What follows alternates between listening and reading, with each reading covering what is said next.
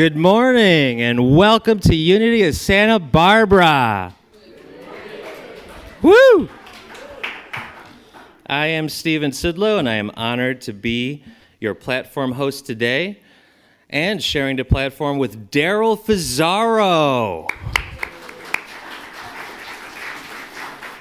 And we have our talented Unity band and the wonderful Unity singers. Yeah!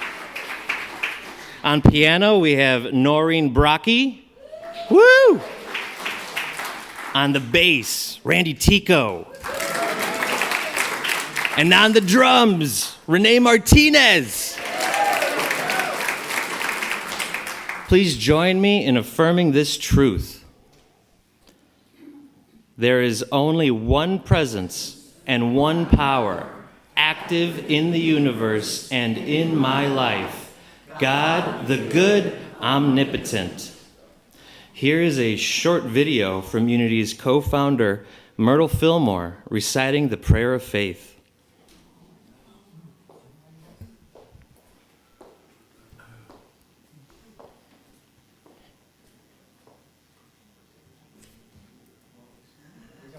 Come on, Myrtle.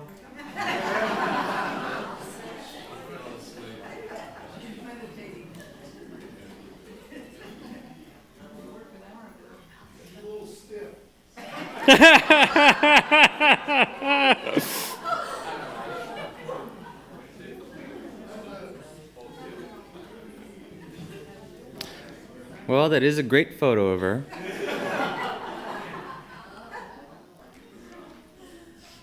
Here we go.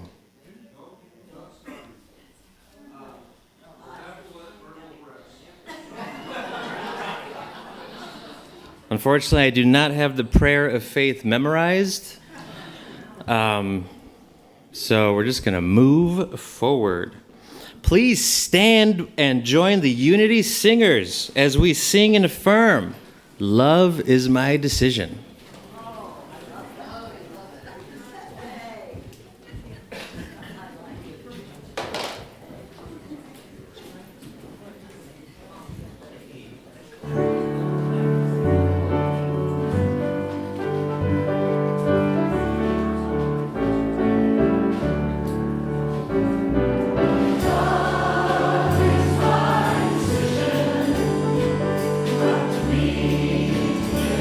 My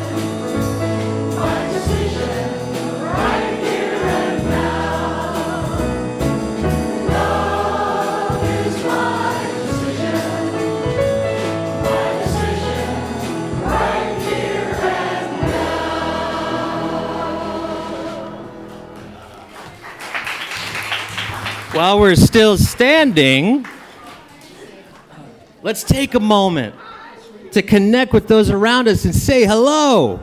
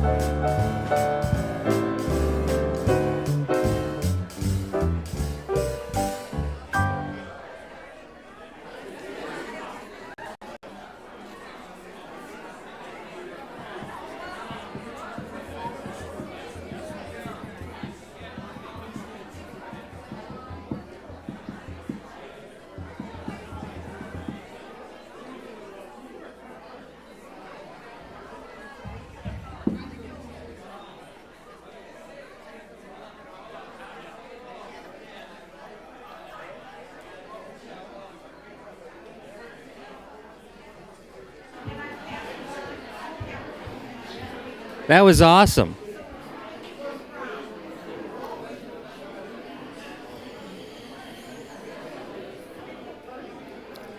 What a lively bunch.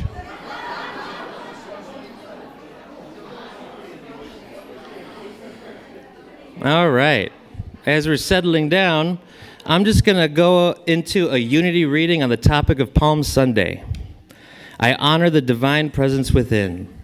On Palm Sunday, Jesus made his triumphant entry into Jerusalem riding a donkey colt, spiritually symbolizing dominion of the Spirit over human nature. Today, I find inspiration in that timeless Bible story. Going forward, I commit myself to mastering my impulses and judgments and continually surrendering my imperfections to the Christ within. My commitment in regularly going to the upper chamber of my consciousness smooths the rough edges of my mind and opens my heart to perfect love and purity. By following Jesus' example, I proceed with courage and confidence along the path of fulfillment and transcendence. All right, now is the time we welcome all of our in-person and online guests today. We have been blessed to have viewers in many states and countries. Thank you for joining us. If you are viewing online, please leave comments and receive a free gift at unitysb.org/free gift. And to all of you here in the sanctuary, we encourage you to invite your family and friends, wherever they are, to join you. If they cannot be here in person, they can join us online. They can join us every Sunday and view our events and past services. We know our live stream audience includes the folks at Oak Cottage Memory Care. Hello, everyone. We also want to say welcome and thank you to any new guests. Is anyone here for the very first time? All right, if you are comfortable, please stand or just wave. Okay, nice, thank you. Our greeters will share a welcome packet with you, and I invite you to stop by the welcome table for free mala beads and to find out what amazing things are happening here at Unity. Our youth are here today over in the community room participating in our youth ministry program. We believe in the power of prayer and offer prayer support. Prayer chaplains are available. Could you please stand, any prayer chaplains? All right, thank you. They are happy to support you in confidential prayer. Or there's a prayer request box in the atrium, and the chaplains up front, and the chaplains will be up front after the service. And we can't forget our Shirley Campbell Chapel is always open for prayer. Is she here today? Here she is.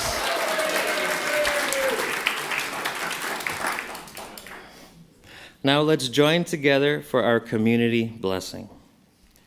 This space is a sanctuary of peace where hearts are open and souls are set free. We grow in love, rooted in purpose and uplifted by spirit. Bless Unity of Santa Barbara, today, tomorrow, and always. In all ways. Namaste.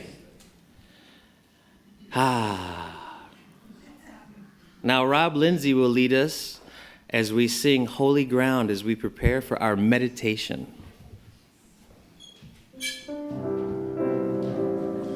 And please sing along if you know the tune.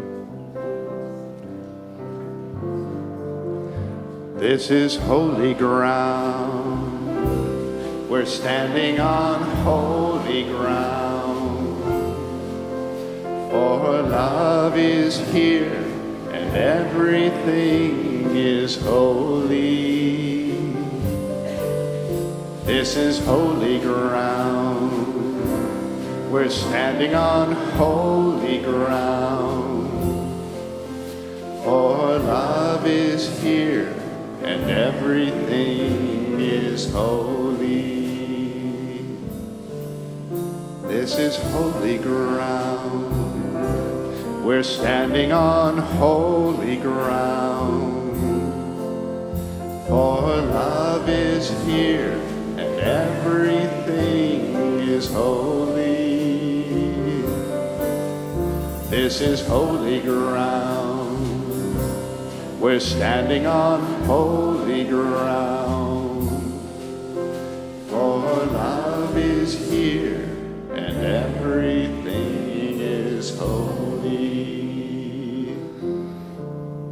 For love is here and everything is holy. Okay. If everyone could just relax, you can close your eyes and take a deep breath and let it out nice and slow. And we're going to just take this moment to let go of everything that came before this time. And we're going to focus on the center of our chest. And we're going to imagine a little glowing orb there. And keep in mind, this is called the solar plexus. I don't think there's any mistake about that, where that radiating light within is glowing all the time. And we're going to imagine that light slowly growing as it's glowing. Within our body, it's moving up, down, and out. And every cell it touches lights up. You can even imagine with a little smile as this light within is healing, blessing, And now let's just take the time to imagine the light going beyond our bodies and touching the people around us. And then moving beyond even just the people near us to filling the sanctuary with joy and love.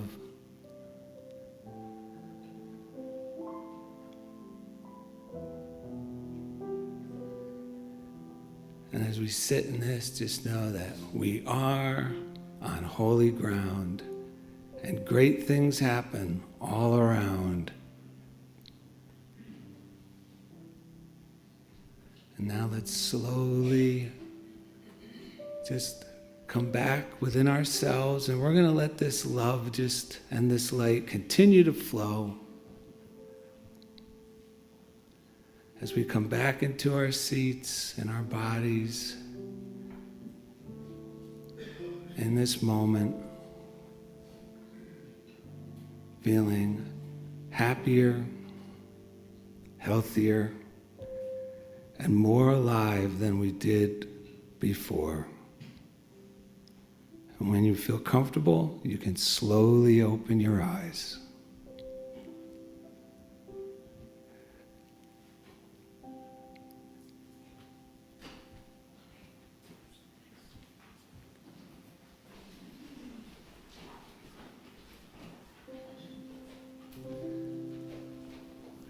This is holy ground.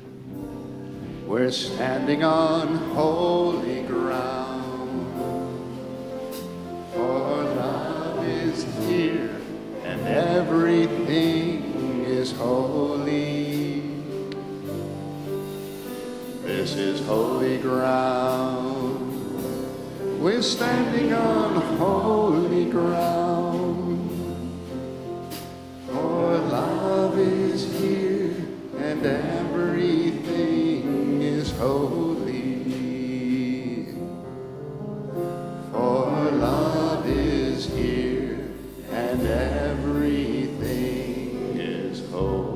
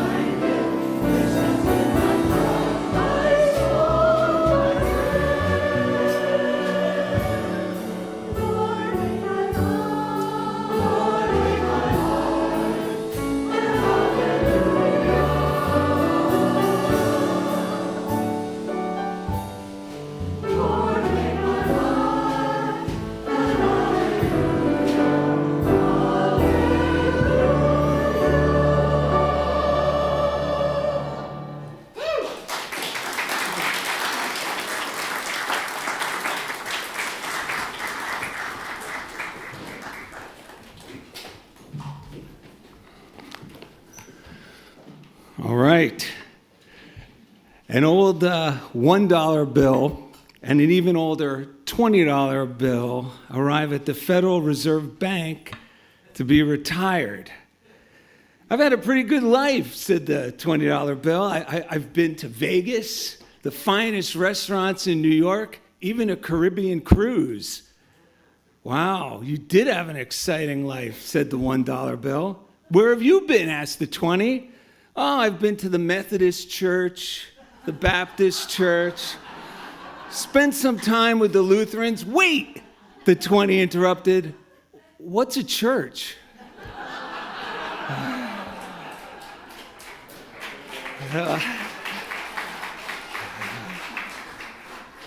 Well, today's subject, folks, is about money, attitude, and Palm Sunday. And just a little history here. I was introduced to Unity in 1986 while I was serving in the United States Coast Guard. And I was 23, and I was very cynical about God, Christianity, and especially the Bible. However, I'm grateful that I went, because Unity made it obvious to me, without saying this, that the Christianity I had a problem with was not the Christianity that they were talking about.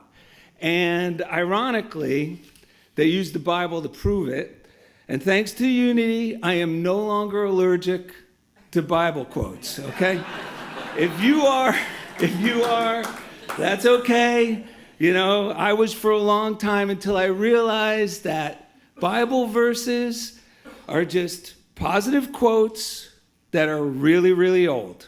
So I mean, oh, perfect. Thank you. Unity teaches the key to the scriptures, and once I became aware that the Bible was a book of parables, each reinforcing the fact that life is consciousness. What we think about is the cause, and our circumstances are the effect. Well, that was the game changer. Matter of fact, at a talk when I was new to Unity, Mike, the man who introduced me to Unity, was sitting next to me, and the person going up to talk started to make his way up, and Mike nudged me and said, you know, that guy Jack is the happiest guy you'll ever meet. And being still cynical, I looked over at Jack and I said, yeah, of course he's happy, he's rich. And Mike just looked at me and said, he's not happy because he's rich. He's rich because he's happy. That's when it clicked. I mean, for some reason, that changed everything, because that's when I realized, for all you okay, for those of you who aren't saints, you could share it with the saints out there in the courtroom. But it realized that life wasn't happening to me, it was responding to me. And that's what the Bible teaches. It's just a book about you and me, and everyone in the Bible is examples of us in a number of different scenarios that we may find ourselves in, and how our mental approach, either fearful or faithful, affects the outcome. You can call that attitude. What's attitude? It's my mental approach to any circumstance. That's our attitude. And here's something from Emmett Fox I'm going to read to share this with you. If you don't know who Emmett Fox is, if you're unfamiliar with Emmett Fox, he had a close relationship with Unity co-founder Charles Fillmore. And matter of fact, Unity's most popular booklets, Life is Consciousness, The Golden Key, and The Mental Equivalent, were transcribed from lectures Emmett Fox gave at Unity Village. So I'm going to quote him now. And this is from the book called Around the Year with Emmett Fox. And if you have that book, it's a daily reader. I recommend it. I read from it every morning. This is from March 19th. And it says, history, biography, lyrical, and other poetic forms are various mediums through which the spiritual message is these difficulties, dilemmas, and seeming inconsistencies. And the truth turns out to be nothing less than the amazing but undeniable fact that the whole outer world, whether it be the physical body, the common things of life, the winds and the rain, the clouds, the earth itself, is amenable to man's thought, and that he has dominion over it when he knows it. And the Bible quote is from Psalm 8, verse 6. Thou madest him to have dominion over the works of thy hands. Thou hast put all things under his feet. Life is an inside job. That's the good news. That's the truth they're talking about. You will know the truth, and the truth will make you free. That's the truth. And it clicked for me when Mike said he's rich because he's happy. And the overall lesson in the Bible, the overarching lesson, highlights the fact that whenever you step out boldly in faith, you will always experience better than expected outcomes. That's also the theme of my weekly podcast I co-host with Ed called The Funniest Thing, if you want to look that up. But what is faith? I used to think it was a noun. I thought it meant the religion you belong to, but faith is the substance of things hoped for, the evidence of things not seen. That's another Bible verse, folks. That's from Hebrews 11, the first verse. But now let's try out the same verse, only this time I'm going to substitute the word faith with its definition. There's a secular definition for faith. It's joyful expectancy. That's faith. So let's try that verse out in a new way, right? Joyful expectancy is the substance of things hoped for, the evidence of things not seen. Well, that being said, what if Palm Sunday isn't something that happened 2,000 years ago? What if it's meant to be happening in you today? What does that mean? Well, folks, I'm going to read from the Bible. Don't worry, I'll make it quick.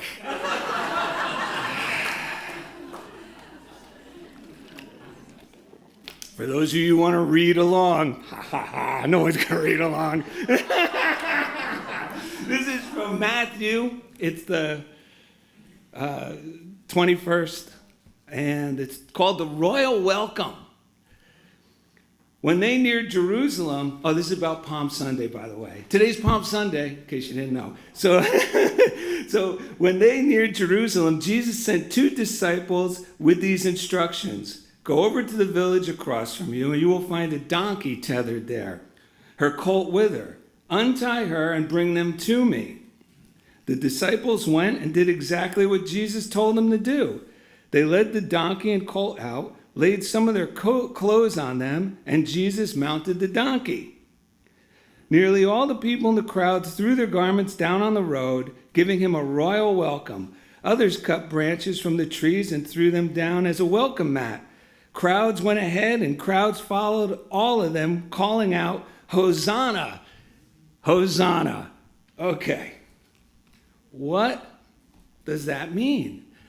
Well, Palm Sunday is the story of Jesus riding into Jerusalem on a donkey. But metaphysically, now remember, the Bible is history, like we heard from Emmett Fox, mixed with metaphor, parables. Parable can be summed up, my little definition is a 2-story story. There's the surface story that's obvious. This is Jesus riding a donkey into Jerusalem. And then there's the metaphysical story. It's like symbols, because symbols and metaphors and parables, they last. They live through the test of time. Civilizations have come and gone since this Bible was written, yet we could still find meaning in it. And here's why. Because metaphysically, this is a story about you and me gaining dominion over our own mind, life, and circumstances. So Jesus on the donkey represents your higher self, your divine identity, the I am. God as awareness, that you, that part of you that chooses what to think and not to think. The donkey represents your thoughts, emotions, habits, beliefs, and reactions. That's the donkey. In biblical terms, sometimes it's referred to as an ass. Okay, that's biblical, folks, for all you saints out there, because I might say that later on. I'm just preparing you for it. And Jerusalem represents the healthy state of mind, peace and joy. Emma Curtis Hopkins, she was another New Thought author, she states there is only one don't in all metaphysics. Don't complain. And I'll tell you something. You can't ride into Jerusalem. I know this from my own experience, which is a healthy state of mind, while I'm complaining, condemning, and regretting. And what about that? Before I go further, I want to touch on this because the adoring crowd, the crowd goes before and the crowd follows. And a lot of time in the Bible it says the multitudes. What does that mean? Whenever it's referring to crowds and multitudes, it's those thoughts that begin, thoughts of a feather flock together. When we start thinking in a good way, we get more affirmative thoughts. When we start thinking in a bad way, unfortunately, we start sinking. And that's what we're referring to with the crowds. But they're shouting out, in this particular case, Hosanna, Hosanna. What's that all about? I had to look it up.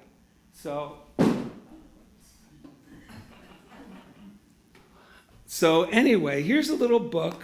I don't know. I highly recommend it. It's called The Revealing Word. It's a Unity book. And it shares all the metaphysical meanings of these words that you may come across in the Bible. I'll just read a little from the foreword. The Revealing Word offers to truth students metaphysical meanings and uses of words and phrases that frequently appear in the Bible. Equipped with the inner meanings of words, a person can control all the issues of his life, from the insignificant to the great. So I said, I'm going to look up hosannas. And it goes perfectly with what we're talking about today. Hosannas represent the joyful obedience and homage that all the thoughts in one's consciousness give when an error state of mind is overcome. So Jesus, sitting on the donkey, is over like us when sometimes I'm in traffic, and I'm going, and someone's coming on the on-ramp, and there's a part of me that goes, no, I'm not, no, he's not getting, and this is the problem when we're living, it's like, okay, don't make eye contact, but let me tell you, now, because I've been practicing it so long, I can't stay there. I could feel myself, I go, just let him go. All right, let him in.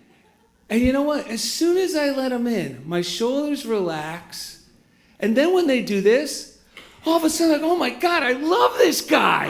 Like 2 seconds ago, I was like, okay, so that's what, I just want to let you know, that's what I'm talking about here, folks. This is Jesus. This is the story of Palm Sunday, how we can apply it today. So, okay, we talked about, and sometimes these crowds and multitudes, when the thoughts are going, sometimes when we really step out boldly and take on something new, like a new goal, or we have a heart's desire, sometimes those thoughts or crowds seem to want to crucify us. Oh, what's the use? You're too old. You're too young. Why bother? It's going to take a long time to do that. And that's when we have to use the use of affirmations. So Palm Sunday really highlights the spiritual truth that we have the power to direct our inner life, our thought life, and in turn affects our outer life. Now here's the thing. Most folks, including me, we live as if we're a thermometer reacting to life. Hear bad news, feel bad. Hear good news, yippee! But Palm Sunday is about living from our divine nature, and this is our true nature, as a thermostat. We're thermostats. Sometimes we live like thermometers. It's not good. You know where thermometers go, right? So, I didn't say anything. What were you thinking? What were you thinking? So we have to shift. I have to always shift from fear-based scheming to faithful believing. And one of my favorite quotes from Charles Fillmore that applies to everything. And he says this: if you think prosperity, you will have prosperity, regardless of what people around you are doing or saying. Isn't that the truth? So while on the topic of money, if you have a dollar bill in your wallet, pull it out. Don't worry, the ushers aren't coming for it yet. But if you do have a dollar, pull it out. I don't know if they have the slide. I have a slide of the back of a dollar bill just in case. Oh yeah, here we go. Now, if you look at the back of the dollar bill, you see those two circles. There's one on the left and one on the right. You know, one on the left has the pyramid, and the one on the right has the eagle. You know, that's the front and the back of the Great Seal of the United States, in case you didn't know. And during my research on the Great Seal of the United States, I serendipitously came across a parable. I'm going to read it to you, and I included it in my latest book, which is The Great Seal, the Symbolic Guide of Happy and Successful Living, where I go through all these symbols. And here's the book on the floor. And I'm going to read that now. Here it is. And this parable is called The Eagle and the Crow. The only bird that dares to attack an eagle is a crow. But the eagle never fights back. Here's why. The crow is the only bird bold enough to sit on the eagle's back and peck its neck. Relentless and annoying. But the eagle stays calm. The eagle doesn't flap, doesn't fight, doesn't waste energy. It does one thing. It rises. The higher the eagle soars, the thinner the air becomes. The crow can't handle that altitude. Eventually, the crow grasps, loses strength, and falls off. Not because the eagle attacked, but because the eagle ascended. Let the crows talk, let them peck. You don't have to respond. Just keep going higher. They can't follow you forever. Your growth will suffocate their noise. So don't engage. Elevate. This parable, whose author is unknown, beautifully illustrates why the eagle was chosen. It rises above conflict rather than wasting its power and struggle. By ascending higher, it leaves behind distractions and oppositions. Likewise, the front of the Great Seal reminds us that we too can rise above negativity, whether it comes from our own thoughts of doubt or from the opinions of others. Instead of engaging with every crow that pecks at us, we can focus on soaring toward our higher purpose.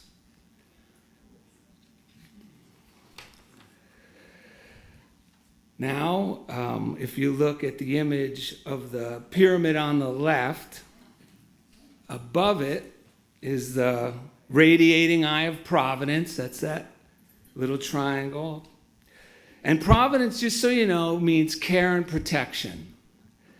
And above that is the Latin phrase annuit coeptis, which translates to God favors bold enterprises.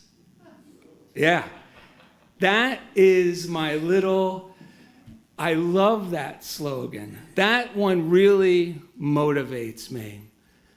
You know, it's those big goals, big dreams, big desires that have attracting power and momentum. You know, playing it small just dissipates energy. And when my wife and I, my wife's name's Lori, by the way, moved to Los Angeles in 1996, we did so with the desire to work in the entertainment business. Yes, I know. Anytime anyone asks me, why'd you move to Los Angeles? I'll just tell them the truth. Delusions of grandeur. You know?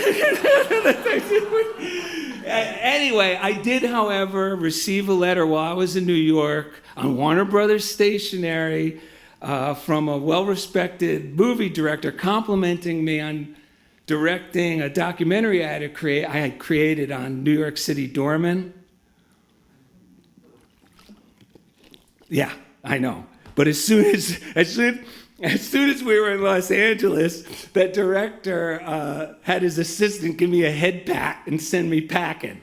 So, but we were thinking we could always go back to New York, However, it was 1996, we just got here, and I thought, we'd never been to Universal Studios.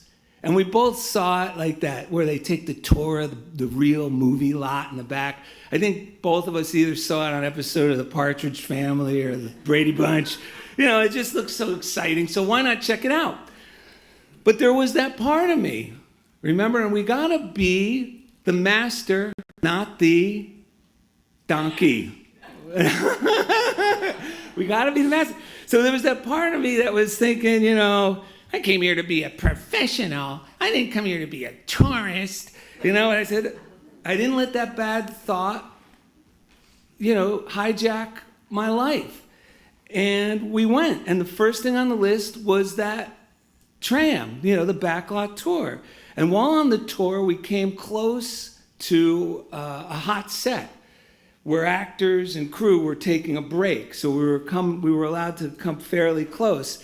And it was on the set was the Town Square set. It's the famous location. You probably saw it in Back to the Future. And the most incredible thing happened because as we got close, the cast and the crew, like they were sitting in their chairs and doing stuff, they all stopped and turned and waved and smiled at us. And I thought to myself, I would love to be able to do that. Not be famous. I just got such a high. I'd love to be working on a production on this set and get to wave to the tram of tourists. I know, it sounds ridiculous. Just letting them know that they're loved and appreciated. It just felt so good. It was like the feeling of my thoughts were doing Hosanna, Hosanna. Like this is such a beautiful, sincere idea. And I kind of just let it go. And Lori and I remained in Los Angeles, and although this idea seemed like a bold desire or undertaking for, especially for a Hollywood outsider like me, the pleasant thought would persist. And we took bread and butter jobs that seemed to have no connection at all with this desire. But inwardly, I would always affirm to myself, God makes a way where there is no way. And to affirm, just the word affirmation, to affirm, what does that mean? It means to make firm in our mind. Let's make some good ideas firm in our mind. Instead of like, that's impossible. What a pipe dream. No, the good thought is the God thought. My ways are ways of pleasantness. That's what that biblical quote means. The good thoughts mean, Daryl, you're going in a good direction. The bad thoughts mean, no, don't keep thinking that way. You're off the beam. So my job was to just keep tending to my consciousness. Be happy, and I'll be rich. Instead of, I got to make this happen, not scheming, not networking, or giving into doubt. I just need to simply be the master, not the very polite group here. So I just continued to do what was in front of me, transmuting, complaint into gratitude. I would use truth statements. Here's other affirmations I would use. When I'm busy doing what's in front of me to do, God's making all the arrangements on my behalf. And it would just relax my shoulders. And just a little over 2 years from that day on the tram, I was working as an actor on a professional production, shooting on that very same Universal Town Square set. And it's crazy because I can't believe that I was more excited about when's the tram gonna come and waving to the tourists during the breaks and the setups. And I think that love affair has such a magnetic pull because I went on to work 4 more times on separate productions on that same set, on that same back lot. And the highlight was always seeing the faces of these people from all over, seeing like, wow, these people really like us out here in Hollywood. It was just a wonderful, wonderful experience waving to them. And so during this upcoming week, I have a challenge for all of us. And it's the foundation of this lesson. And I think we can all do it. And just keep this thought in mind. Act as if everything always works out for you. That is stepping out boldly, meeting with faith. Act as if everything always works out for you. Remember, faith is joyful expectancy. Fear is morbid expectancy. So we're here to learn how to live by faith. So don't engage with every little crow of self-doubt. Remember, you're the master, not the... Very good. Thank you, Jesus. They're finally getting it. I'm afraid of what people will think of me. No, if you want to be free, you got to be me. Yes, okay. And remember, most of all, you are a thermostat, not a thermometer. You were born a thermostat. You choose the attitude of your mind. So let's nail this down by affirming together. I'll say the affirmation first, and then we could all join in. Okay, you ready? This is it. I believe in my good, and God delivers. You ready? I believe in my good, and God delivers. Amen.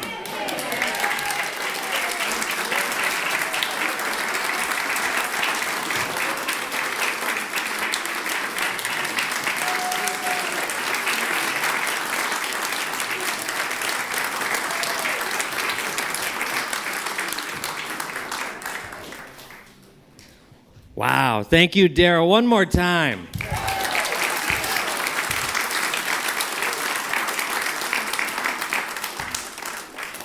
That perfectly leads us into our prosperity consciousness. Now is the time we acknowledge that we truly dwell in a prosperity consciousness, knowing that, as Charles Fillmore, the father of unity, taught, join me as we affirm, we shall serve for the joy of serving. Prosperity shall flow to us and through us in unending streams of plenty. We affirm this flow with our tithes and offerings and give freely of our time, talent, and treasure, as we know that we are Unity of Santa Barbara, our spiritual community and home. There are many ways to give. I believe there's Givelify. If you can see it, there it is. You can go to unitysb.org, click Give. You could also go to Givelify.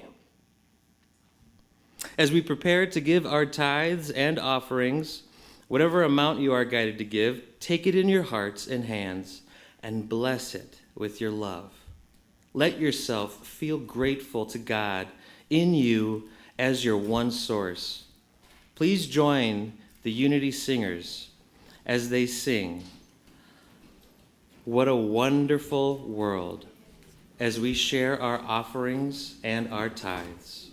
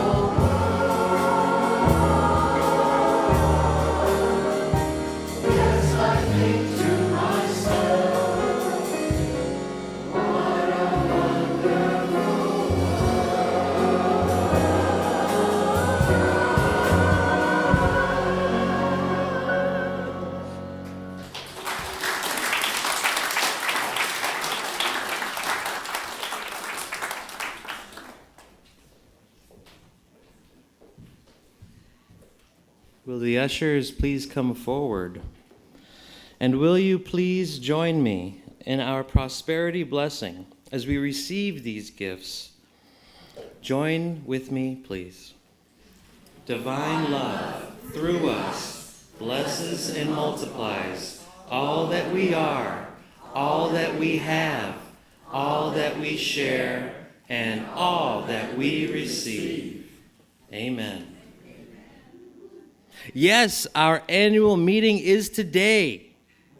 Everyone is invited. Mark your calendars for these events that are right around the corner. Vibrant Living is on April 1st at 7 p.m. Dr. Jim, will you share a little more about what is coming up? Oh, there you are. Wow, you took my seat. Thank you, Stephen. Vibrant Living, this Wednesday, 7 p.m.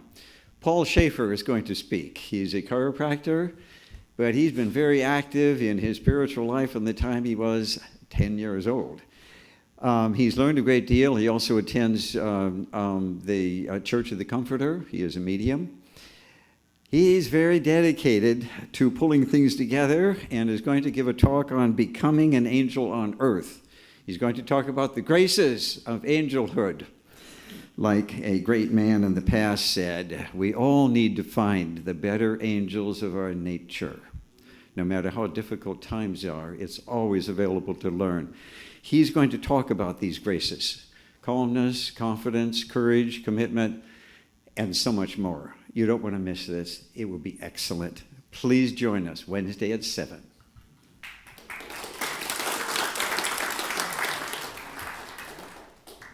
We're tag teaming. Amy Batchelor will be presenting her sound healing with crystal bowls on Tuesday, April 7th at 7 p.m.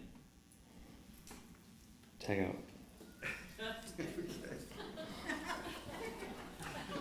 And so, April 10th is our spring concert.